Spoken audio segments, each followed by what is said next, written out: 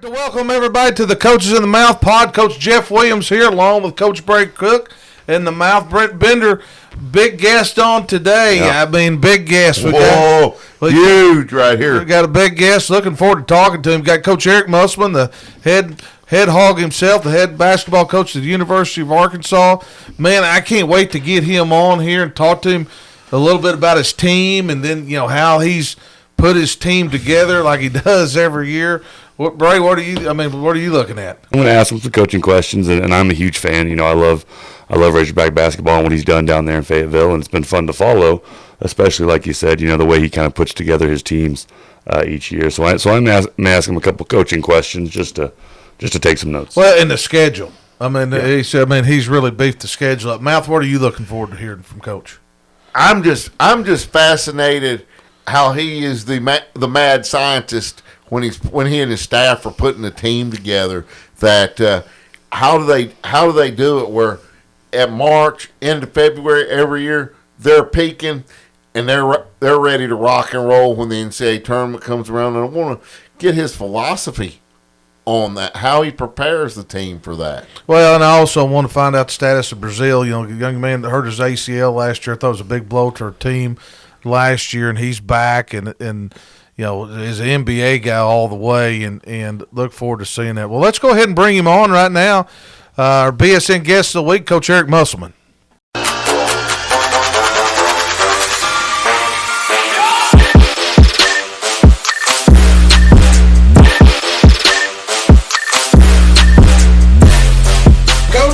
How's your off season been? I've seen you at a couple baseball games, doing your thing. How's it in the football terms? We say summer, which you carry on over. How was your summer? A little bit of fall. I know you're in fall camp. What'd you learn? What'd you do? Well, we had a great off season. First of all, our players really worked hard. We're allowed to work with our guys 8 out of the 10 weeks that they're here for summer classes, and they go home for 2.5 weeks, and they come back, and we get them, for a short stretch before we start playing. But the staff did a great job of trying to dive in to some new studies to try to come up with some philosophical X and O things, tweaks, so to speak. We've added a lot of what the Milwaukee Bucks, how they played their 5-out offense 2 years ago. So we got their teach tape and have been able to show our guys Milwaukee running actions and then how we're trying to mirror those actions. So from a schematic standpoint, did have good staff think tank sessions to go through some of the ways that the NBA is playing. 2 years ago, we kind of tried to mirror what Golden State did and their philosophy of playing off the elbows and getting their guards to move and their bigs to run dribble handoffs. And now we've kind of evolved into this 5-out offense that, like I said, Coach Bud in Milwaukee had run 2 seasons ago. And then just from a development standpoint, I was able to get with a lot of MLB managers and spend some time with them, spend some time with a couple NFL coaches as well. Got an opportunity to spend a full day with the Miami Dolphins when Miami was having a joint scrimmage with the Houston Texans.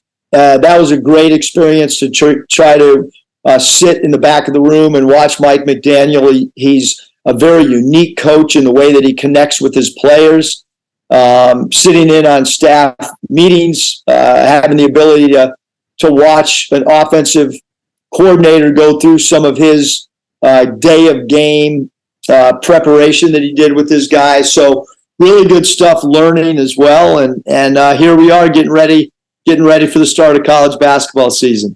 Well, it's got, it's right here. You're sitting there, we're in the middle of football, and I looked up at the schedule and man, you're playing. It's almost time. Let's get into this. And this is something I've always wanted to ask you. With your dad, being the NBA, people that don't know, your dad was a legendary NBA coach. Whenever there was a job come open, his name was always in the mix, all that. And you working in the NBA, you lost 4 or 5 guys to the NBA this year, young guys. What's your mindset? And I think it's so cool how you build your team.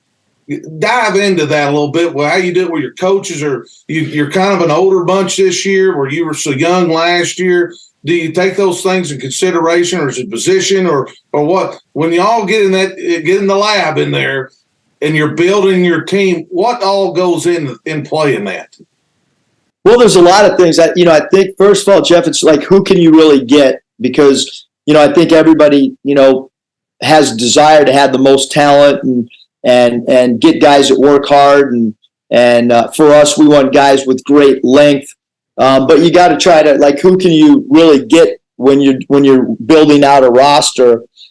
Certainly last year's team, we had 6 freshmen, 3 guys that were one and dones that were here for 8 months, played 30-some college games, and then their NBA dream came true. And every player's on his own timeline, and you never really know. I mean, a couple years ago when we had the recruiting class of Jalen Williams and Moses Moody and Devo Davis, and those 3 guys, they all kind of have their own timeline on how the thing kind of works out for them as well. And we want our players to try to reach their dreams and their goals as quick as possible, which we know that guys want to play in the NBA. And then we hope when they go pro that they have the ability to stick in the NBA, because it's really hard.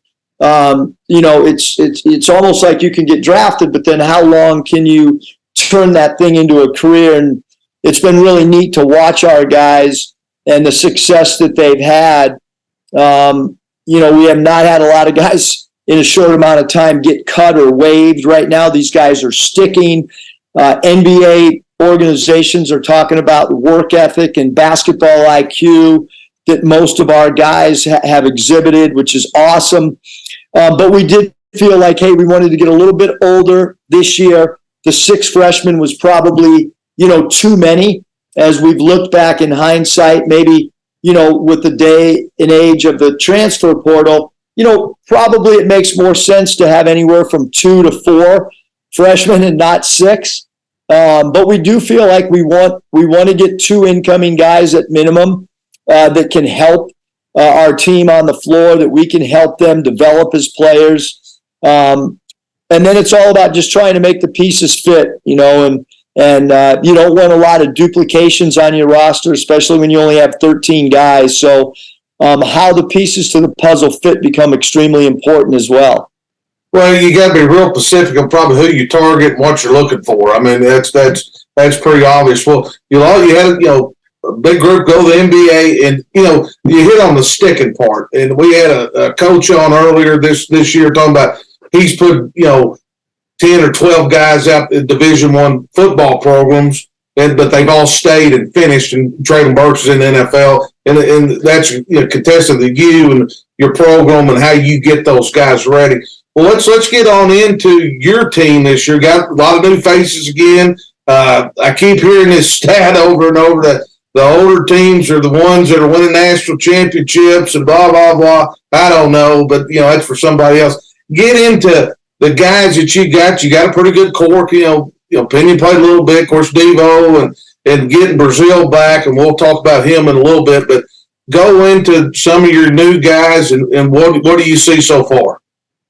Well, I think you brought up a great point, Jeff. When you look at who is returning that can help the new guys and kind of be buddy coaches or a coach on the floor, whatever term you want to use. Obviously, Joseph Pinion, he had a great summer for us, really shot the ball well, has improved his rebounding, needs to continue to improve defensively. Devo Davis is a guy that actually has more NCAA experience than any player in the SEC. We just looked up that stat the other day. And then you look at a guy like Brazil that's coming back from an injury but understands the system. He understands the expectations of the program. And then even our 2, walk-ons. I mean, those 2 guys play a big factor in trying to teach new guys what expectations are, along with Jalen Graham. So all those guys are really, really important. Mekhi Mitchell. So we do have a pretty solid nucleus of returning guys, and then you add in a group of what we feel are really exciting transfers. We've added some depth at all positions, but two incoming freshmen, Layden Blocker and Bayfall.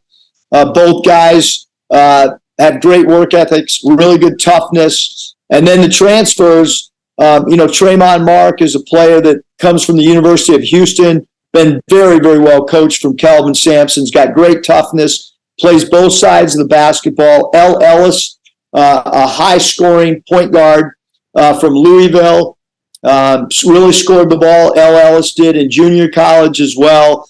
And then we have some guys like D. Harris from Southern Miss, who's a great loose ball getter. Chandler Lawson, who started 20-plus games at the University of Memphis. So we have a really good nucleus. Khalif Battle, who scored the ball in his past two college stops that he's had. So a lot of guys to be excited about. But now, again, roles are going to start forming, shots, minutes, all the things that are tough decisions for any coach at any level of any sport. Well, and you do a great job of giving those guys opportunities, early on, and you always figure it out. Mouth, I know you got a bunch of questions. You drove all the way from Stuttgart here today to talk to Coach. Oh, yeah, I had to. Coach, first of all, let me tell you, I first became aware of your father, Bill Musselman, by getting home from school early and cutting on ESPN back in the old days and watching him coach the Albany Patroons in the Armory in Albany, New York.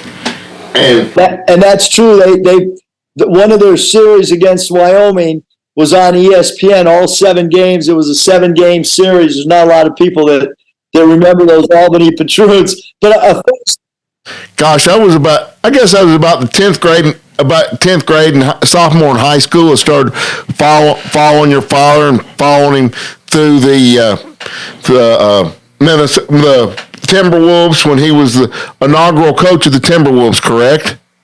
Yes, he was. Yep, he sure was. And that Albany team, if you look back at who played on it, it's really interesting. Rick Carlisle, current head coach in the NBA. Sam Mitchell was an NBA head coach and a 2-time NBA head coach and was actually coach of the year. Scott Roth was on that team. Scott Roth, a longtime NBA assistant, and was just recently named Australian Professional League Coach of the Year. Sidney Lowe was a head coach in the NBA, and Sidney was on that team as well. So it's amazing how many guys played on that team and then ended up coaching. Todd Murphy has been a long-time head coach at the collegiate level in the East Coast. So there are a lot of guys that were really good players on that Albany team, but then went on to really good coaching careers as well. Coach, my question for you is, it's just incredible.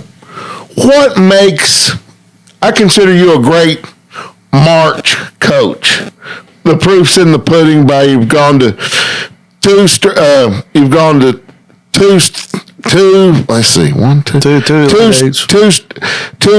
two Elite Eights here at Arkansas in the last 3 years, and your Nevada team was also a Sweet 16 and Elite 8 team.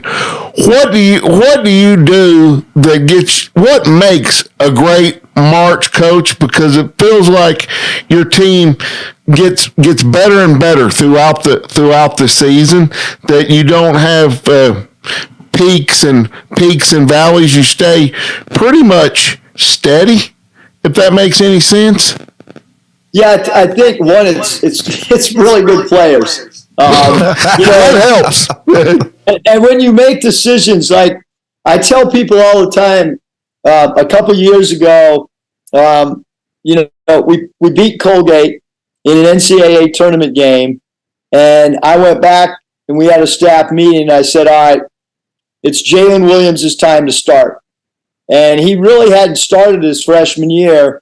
And all of a sudden, we advance, win a game in the NCAA tournament, and then we insert Jalen Williams into the starting lineup after we had won a game. There's not a lot of people that would do that. As I look back, I sit there and go, well, I was the dummy that wasn't starting him earlier in the year. but we are flexible enough to make changes. during the course of the year and to tinker. And I think a lot of coaches are apprehensive to do that. I know that a couple years ago I mentioned the Jalen Williams into the starting lineup his freshman year, and then the next year it was Trey Wade. Trey Wade did not get many minutes at all. We felt like we needed another guy that could be a complementary player and a player that would defend, rebound his position, and not need the basketball in his hands. And so we made a change, took out maybe a little bit better offensive player, inserted a guy that would do more of the intangibles, and it changed the complexion of our team. And then I think if you want to be good in college basketball in March, you have to try to get a ball club that's fresh mentally, fresh physically, and then maybe most importantly, the team spirit is at a certain level. And that's why we try, when we do make an NCAA tournament, we try to do as many off-floor things as we can, whether it's go to the San Francisco Giants baseball stadium and tour the stadium, whether it's go to Niagara Falls when we're playing in Buffalo and get out of our hotel rooms to try to experience and embrace the site that we might be assigned to. But Coach, you talk about the end of the season and March and how that kind of amps up with the competition there. But looking at the start of the season with your non-conference games, what goes into the scheduling of those games, and what exactly are you looking for to start your season? Great question. I mean, there's a lot of stuff. Number one, the end goal is always how are we positioned to be in the NCAA tournament? That's goal number one. Goal number two is how are we in position to get the highest possible seed in the NCAA tournament? And then the conference is a very distant third in my mind. And, some people's philosophy is to try to take care of business in only conference play. We're solely focused on what we can do in March, how we can win in March, how we can advance in March. So you schedule accordingly. Even our exhibition, playing Purdue, who's ranked second in one poll and third in another, that's going to be a big challenge for a team that has so many new players. But Purdue's got a lot of returners. They have a great coach in Matt Painter. They have an inside guy at 7'3", probably a guy that we won't see in our conference, but we wanted to see him even in October thinking about March, because that might be the type player that we have to play in March. And so and Purdue's completely different team than most of the SEC teams. I mean, so it's a contrast in style to what we get in conference. It's a different flavor, a different taste of what we have to experience. But we want to challenge our team too, so we're ready for SEC play, and that's why we're playing Oklahoma and Tulsa. That's why we have the three really, really difficult games in Nassau, Bahamas, and the Battle of Atlantis. And so therefore, and you've got to always schedule it. If you don't have a great conference season, you've scheduled well enough in the non-conference to put yourself in play on Selection Sunday so that you can hear your program's name called. Sure. Well, Coach, let's get with this. Brazil goes down last year, which I thought was just y'all overcame it. I mean, injuries are injuries, things happen. But the guy's an unbelievable player.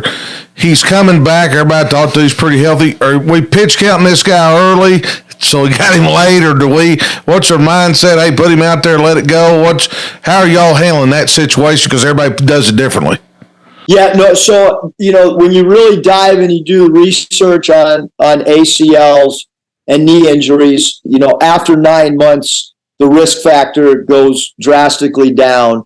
So the first thing we did is we met as a staff with team doctors, trainers, TB himself, your coaching staff. We just want to make sure that he was past that 9-month mark before we really had him do anything movement-wise where he had to react. So it was fine for him to be able to run at his own pace, for him to be able to cut at his own pace. But the minute you add, hey, I have to react, now all of a sudden the cutting becomes different. And he's back full practice. We're hopeful that in the exhibition game that he'll be able to play 5 minutes a half. And then the second exhibition game, maybe turn that to 12 minutes a half, which would put them at 24 minutes for the game. And then maybe that first game, get them right there between 25 and 28 minutes, and then continue to progress based on hopefully lack of swelling, lack of soreness, and keeping him, we're going to try to get him to the finish line as well. Well, that's always the key with everybody. I mean, and you hate that for that young man last year, but I think he's going to have a huge, huge year for you guys. Last thing before we get in and have a little fun with some other questions is talk to us about the league. I've watched the SEC, over the last, for 100 years, but really the last 6 or 7 years. Probably when you kind of came in the league, the coaching is, high-notch coaches, the players, and I know they were talking about, SEC there before you got to Arkansas, the whole league weren't really getting respect in the tournament. Talk to us about the league and where it's at. We got great coaches at every spot, great players. Talk to us about the league and how you see it, and if you got a crystal ball and all that good stuff. We'd love to have and know where you're going to be. But talk to us how tough the league is and about the league overall. Yeah, I think the SEC is the best basketball league. Obviously, for years and years and years, the league's been talked about from a football standpoint. But I think if you look baseball-wise, basketball-wise, it to me is a little bit underrated. Unbelievable coaches in our league. If you look at the NBA draft over the last 5 years, the SEC has done some serious damage with NBA draft picks. But you look at the coaching, some of the top teams, going into the year, when you look at how the national media has dissected the league, again, not necessarily a personal opinion, but Texas A&M has a lot of returners, almost their entire team. Buzz Williams does a great job. He's an excellent X&O coach. Kentucky has a incredible recruiting class, a lot of freshmen, but they have a lot of guys that are going to get drafted very high. Coach Calipari's a master working with younger players and getting them to produce. And then Rick Barnes, the job that he's done, whether it's at Texas or Tennessee or Providence, it doesn't matter. Wherever Rick Barnes goes, he wins. That team cuts harder than any team I've ever played against. They are a great cutting team. You can tell that they're extremely well drilled in practices. And then there was some surprise teams last year that played really, really well that maybe weren't talked about this time of year, and there'll certainly be that again. Alabama's really, really talented. Auburn is extremely talented. They have a big man in Johnny Broome who's back and is one of the best players in our league. So a lot of really, really talented teams and a lot of well-coached teams. Mississippi State, Missouri, those two teams made NCAA tournaments last year, and Todd Golden at the University of Florida did a great job, just a phenomenal job in the transfer portal. So some really, really good teams and really well-coached teams, and a league, again, that's going to be stacked with NBA draft picks. Definitely every night. You got to strap it on every night. Coach, and your Chargers played my Cowboys last night on Monday Night Football, and you're a big Staley fan. You're a big analytic guy, all right? And this has kind of been rolling around in the football world. We're a little late to the party. We're getting our analytics and all this part of it. And I know numbers are numbers, and I'm a numbers guy myself. But is there ever a time in there you go, that ain't right? We don't need to do that. You know what I'm saying?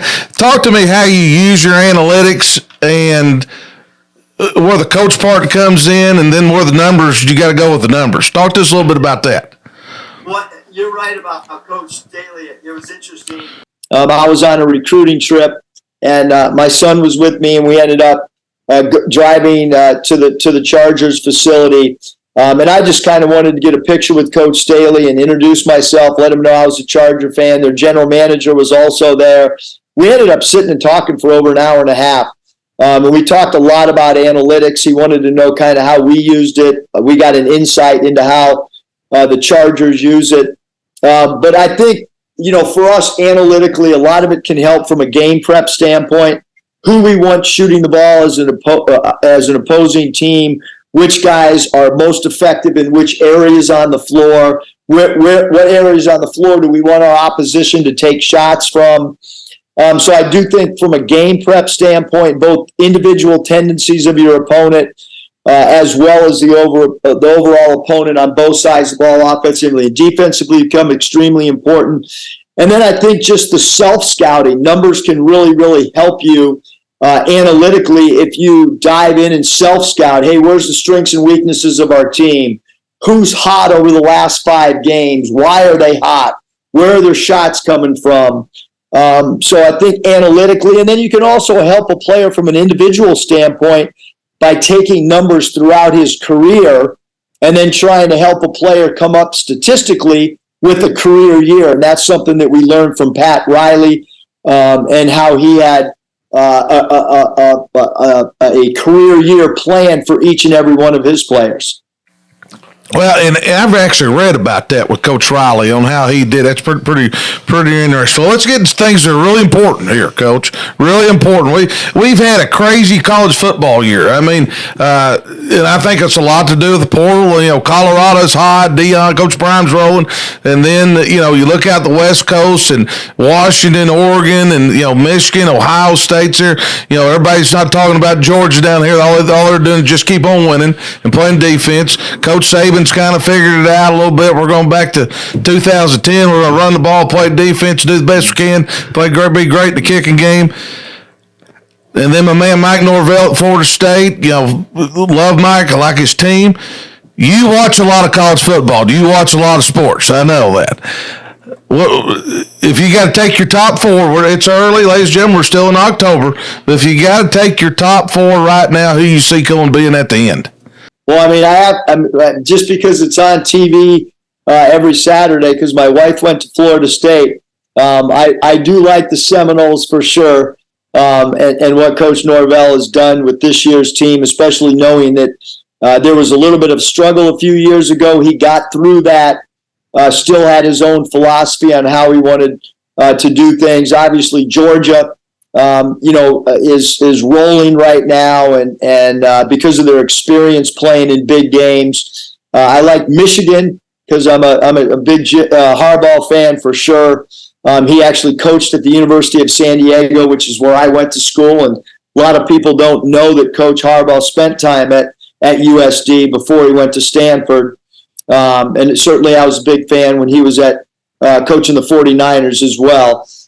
So I'm going to go those 3, and I guess my 4th would be the Washington Huskies out of the Pac-12.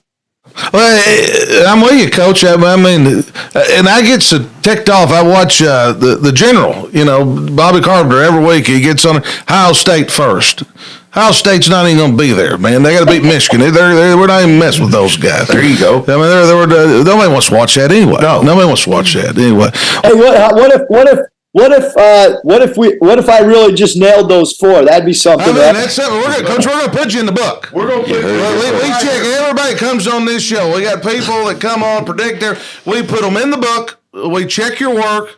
And if it's bad, we bring it up. And if it's good, we bring it up. I mean, it's an equal opportunity situation for everybody. I mean, you might have a bunch of football guys on, and some basketball coach might have picked these 4 teams. Well, Coach, we do that every week. We bring Daryl Fimple on, who's a legendary girls basketball coach at North Little Rock. He comes on and picks our high school games with us. Last week, wore his Letterman's jacket to the game, which was 25 years old. Does not fit him anymore. It's a pretty embarrassing look for the show, but he was out at his high school with his Letterman's jacket on, so that's how it goes. But we've got you in the book. We'll come back here after December, and we'll check your work. Like, Coach, really appreciate you coming on, taking time. Hey, good luck this season. We'll be at the games, cheering the Hogs on, and good luck, and hope you stay healthy and go all the way this year. Appreciate you guys having me on. It was fun. Thank you, Coach. Sure, take care. There you go. Man, what a great interview, Coach. Appreciate Coach coming on, but man, you can tell he's very excited about his basketball team coming up and getting to dive into those analytics and things like that, the things that he uses, him and his staff, and putting back. I mean, Brent, what are you looking forward to? They're fixing to start. They're playing this. They're playing, I believe, a exhibition game this Friday night, if I'm not mistaken. Yeah, they got them, and then I believe then they got Purdue. And what'd you take listening to Coach about our team? I took that he is very excited about that. He is very excited about this team, seeing where they can go, where they start and where they end. I think every year, I believe Coach Musselman is building a team that he thinks is going to make a run to the Final Four. If they get, there's so much things that's got to happen for you in the NCAA tournament. It's all about the brackets you're in and all that. But I think he's always building that way where we can be in there the second and third weekends. Well, and that's true, and I like what he hit. He's talking about conference play, and that, they're really getting ready for the NCAA tournament. Well, what a great show! Appreciate Coach coming on. Bray, let's talk to our audience. So we're going to get some likes and subscribes going on. Talk to us about where to find us. Hey, well, we've had a recent little surge in the old subscriptions, Coach. Yes, we have. That's a big deal. And of course, that's because we got some good people coming on the podcast. They ain't here to listen to us. They're here to listen to Coach Musselman. So, but yeah, like and subscribe. We'll continue to get some cool names in here to talk some ball. On YouTube, we're Coaches in the Mouth Pod. And those subscriptions are a huge deal. And if, of course, you go to our X page, it's just Coaches Pod. You can find us there, but you can also find our full episodes on X. Well, and they're coming on. Make sure you hit the like and subscribe button. Hey, this is Coach Jeff Williams along with Coach Bray Cook and the Mouth Brent Bender signing off. See you next time.